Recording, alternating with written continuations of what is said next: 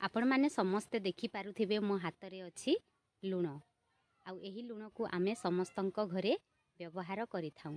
आउ एही लुणर परिमाण जेते बेले आम शरीर रे बढ़ी जाए तो शरीर रे हृदघात एवं बीपी भली रोग सृष्टि हेबार आशंका को मध्य बढ़ेई देइथाय। तेणु समस्तंकु अनुरोध एही लुणर व्यवहार को टिके कम करंतु। खाद्य रे कम लुण मिसा खाद्य खांतु।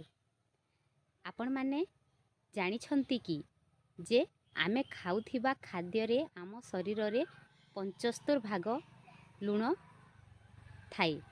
तेणु आमे जेते बेले अधिक मात्रा रे लुणर व्यवहार करिथाउ तो यह आम शरीर प्रति हानिकारक होई थाई।